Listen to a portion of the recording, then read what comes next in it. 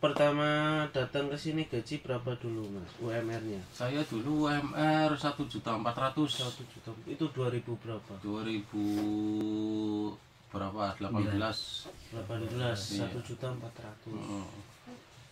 Itu setiap tahun naik atau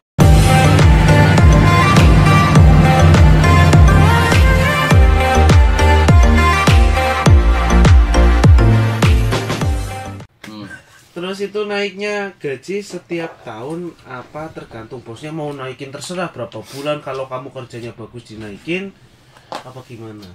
Menurut peraturan yang ada itu gaji itu setiap tahun wajib naik. UMR naik. Ya kan? UMR naik.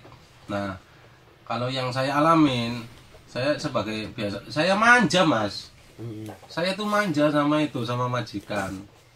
Kalau pokoknya intinya kalau saya capek, saya tersinggung apa segala macam, saya protes sama majikan. Kalau bahasa Jawanya mutungin nih. Iya, mutungin. Ngambek lah. Iya, ngambek. Kalau saya ngambek, pasti majikan naikin. Karena apa? Jalan. Iya. Kalau saya ngambek itu pasti majikan naikin gaji. Jadi ini saya aja udah berapa bulan, 3 bulan ini setiap bulan naik ya boy.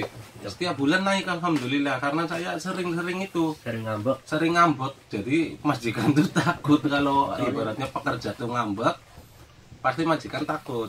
Masalahnya takutnya gimana kalau cuma saya ngambek terus saya nggak mau berangkat lagi, minta pindah kapal pasti nggak berangkat, majikan lebih rugi.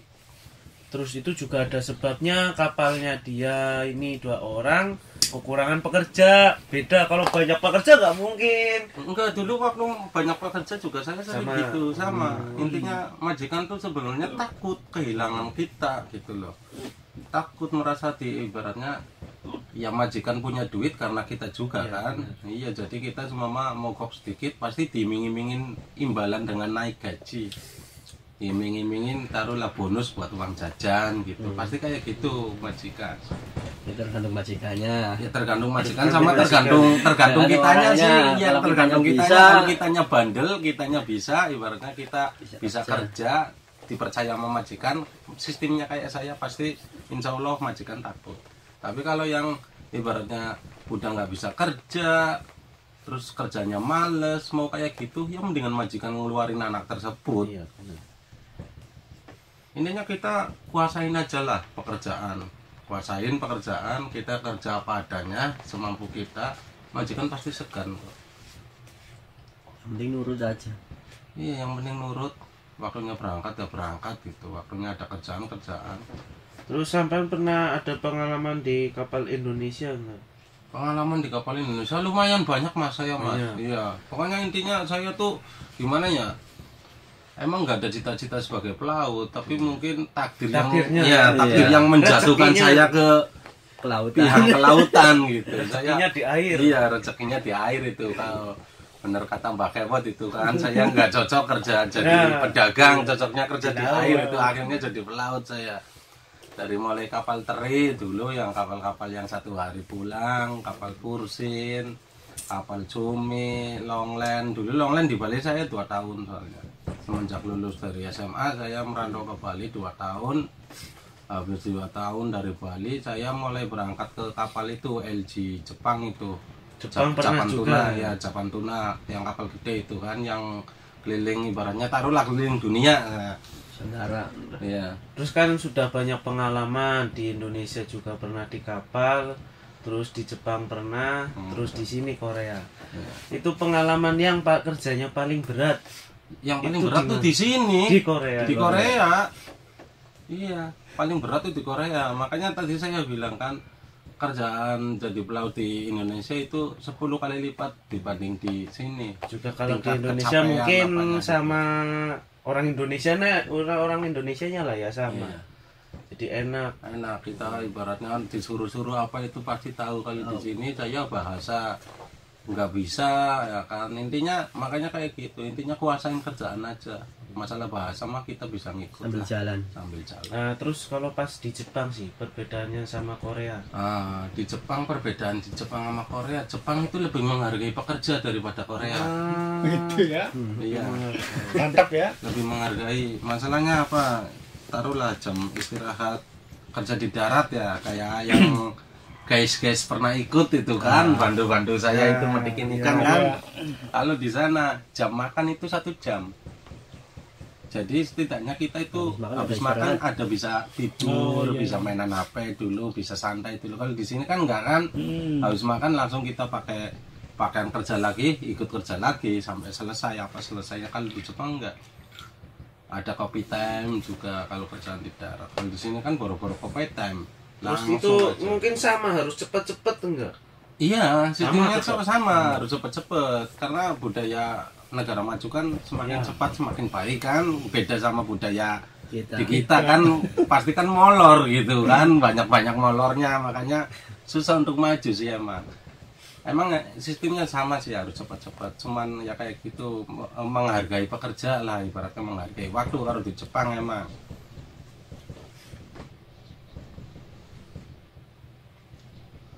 ya pasti berat, lebih berat di sini.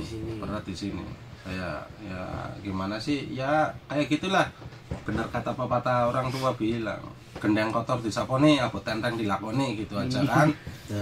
Intinya kita ikhlas melakukan pekerjaan tersebut, insya Allah hasilnya berkah.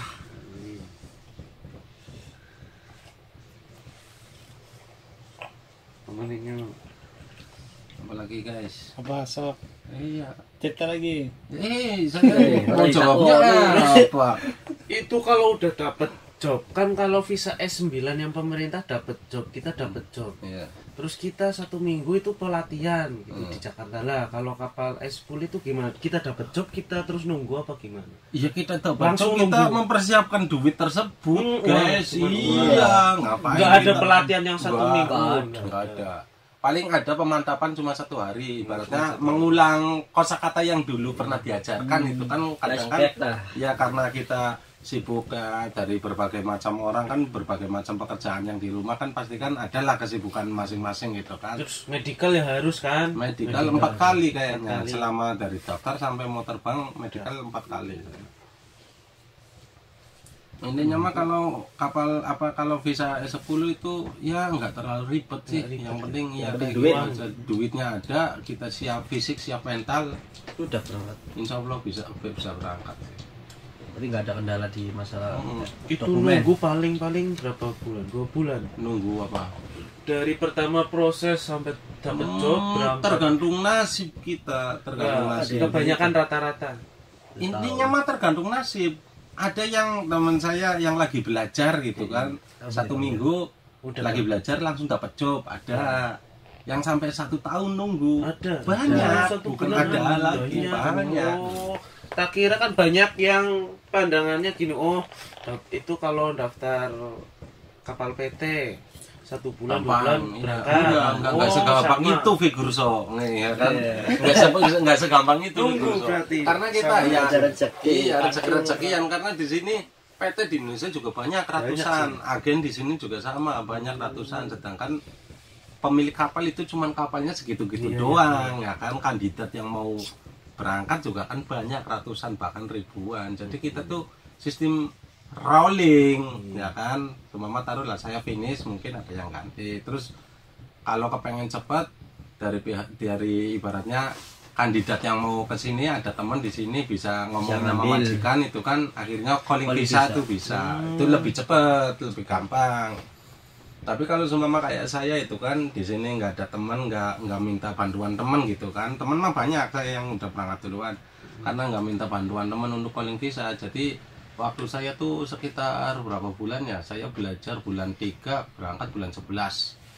9 bulanan kali. 8 bulan. 8 bulanan ya. Waktu saya. 8 bulan lama tuh. Ya, berarti sama ya. Berarti pandangan gini, orang-orang kan wah PT itu cepat dapat Mudah, duitnya. iya. Oh, enggak. Berarti sama kayak pemerintah. Sama, masalah waktu tunggu mah sama, tergantung nasib lah ibaratnya, tergantung bawaan kita, nasib kita ibaratnya rezeki kita, cepet berangkat ya cepet. Tapi kalau yang banyak yang ya kayak gitu juga sih, yang nasibnya nggak terlalu bagus ya lama malah berangkatnya. diulang-ulang lagi. Terus itu kan pas dapet job kita tahu mau di kapal apa, terus daerah mana itu tahu. Kan ada Ada. dari surat kontrak kerjanya kan Ada, itu kan ada, iya tertera kan nama kapal, nama majikan juga kan itu nomor tertera majikan semua. ya di S9 sana. Iya, dari mulai gaji apa segala macam tuh ada itu di surat kontrak kerja. Jadi kita tuh nggak bingung, jadi cuma mau nanya-nanya sama teman itu kan, mau cari informasi. Iya, ini saya di daerah ini, kapalnya ini gimana, bagus enggak ya, itu kan enak. Majikannya gimana? Tapi jangan coba-coba kayak gini, kan ada pernah udah dapat job, ada nomor bos. Iya. Nah, kan biasanya nomor perusahaan Ada. ada. Jangan masih di Indonesia terus ditelepon, itu kebanyakan ada yang Itu gitu. nggak sopan itu. Nggak sopan. Iya, Jangan. Jangan Itu bisa SKSD lah. itu malah bisa-bisa job kita dibatalin loh. Dibatalkan karena nggak sopan itu. Jangan tahu apa-apa, sok-sokan Itu sok dekat. bagi S9, S10 jangan, malah kalau dapat job terus mau tanya-tanya terus telepon ke Langsung telepon ke pihak perusahaan, majikan ya itu. jangan. Nggak boleh. Itu nggak boleh. Nggak sopan lah intinya. Di kita ada sopan santun, di sini juga ada juga. Nah, orang sini tuh nggak seneng. Gimana? Nah, untuk ciri-ciri PT yang amanah itu seperti apa nih, Mas? Ciri-ciri PT yang aman itu ya yang bonafit aja, yang ibaratnya di alamat emailnya jelas itu kan. Iya, kan banyak kan PT-PT yang abal-abal itu kan alamat emailnya kan nggak diterain itu Iya, kan iya. di kartu nama ataupun di banner di depan itu kantornya. Terus ya ibaratnya carilah PT yang bonafit lah, yang ibaratnya PT enggak yang bukan kaleng-kaleng, yang ibaratnya yang baru 1 tahun 2 tahun, jangan lah yang udah ibaratnya udah berpuluh-puluhan tahun itu. Yang udah yang memberangkatkan banyak kandidat TBK gitu. Tapi kalau cuma sekedar janji, apalagi kayak zaman sekarang banyak LPK menjamur, itu jangan terlalu percaya sama LPK lah. LPK membantu emang dalam masalah pembelajaran, tapi dalam masalah pemberangkatan tuh enggak ibaratnya lepas tangan itu LPK. Mendingan ya kayak gitu, saya saranin langsung ke PT aja. PT yang amanah, yang bonafit itu ya seperti PT saya, insya Allah amanah bonafit, karena yang punyanya juga ya di agama itu bagus juga. Iya, orang saya dulu aja waktu belajar itu wajib sholat, karena yang punya itu punya pondok pesantren, punya masjid juga, ibaratnya tokoh masyarakat lah, tokoh agama. Jadi ya tidak menyalahgunakan wewenang lah, kayak masalah duit juga transparan, nggak ngambil duit apa segala macam. Dan duit yang dibayarin itu waktu saya itu bilang itu yang berpuluh-puluh juta itu tuh berapa persen itu disumbangin buat kayak anak-anak yatim, saya tahu soalnya, buat membiayain pondok pesantrennya juga. Karena saya pernah nanya sama santrinya itu kan, saya pernah nanya sama santrinya, di sini per bulannya berapa? Katanya gratis, Mas. Kenapa gratis? Ya dari uang iuran sampean-sampean katanya. Insya Allah ya ibaratnya kita ngeluarin duit segitu, kita juga sedikit ada berbau-bau kayak gitulah. Insya Allah amanah gitu. Iya, betul. Daripada PT-PT yang orangnya gendut-gendut itu kan, wah itu intinya kayak gini aja, PT yang orangnya kurus-kurus insya Allah amanah, daripada yang orangnya gendut-gendut. Bener, Makan duit. iya, yang gendut-gendut biasanya mata duitan. Kayak zaman saya dulu waktu ikut di kapal itu kan, waktu kapal longline itu kan, Japan Tuna itu, waktu di kapal Jepang itu, rata-rata itu orang kantornya gendut-gendut. Ya karena kayak gitu, kita mau pasporan, cuma mau perpanjang paspor, Ada uang. paspor yang tadinya harga paling 500-600 bisa sampai 2 juta. Kan ya. Iya, buku pelaut yang paling tadinya 200 bisa sampai 1 juta. Tuh kayak gitu, orangnya gendut-gendut. Tapi PT saya alhamdulillah orangnya kurus-kurus, kecil-kecil. Iya, apa kemarin aja saya waktu cuti itu kan tahun kemarin minta dibuatin LG itu kan buat persyaratan di bandara itu kan. Iya. Paling minta biaya administrasi 50.000 doang.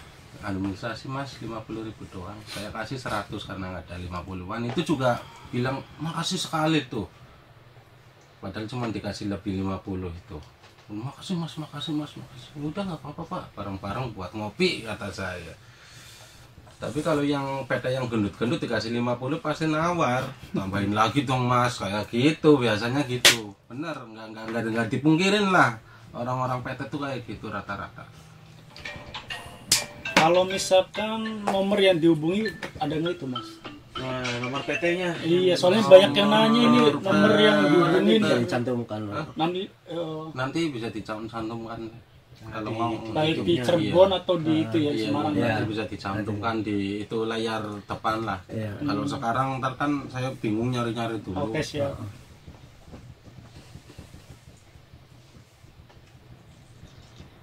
Ya intinya ya bagi kalian guys yang mau ke sini ya siapin fisik dan mental aja lah. Yang penting jaga kesehatan Jaga lah. kesehatan, jangan obat-obatan terlarang, jangan karena mau medikal. Ya biarpun cuma pernah gitu, setidaknya kalau mau daftar jangan dulu gitu.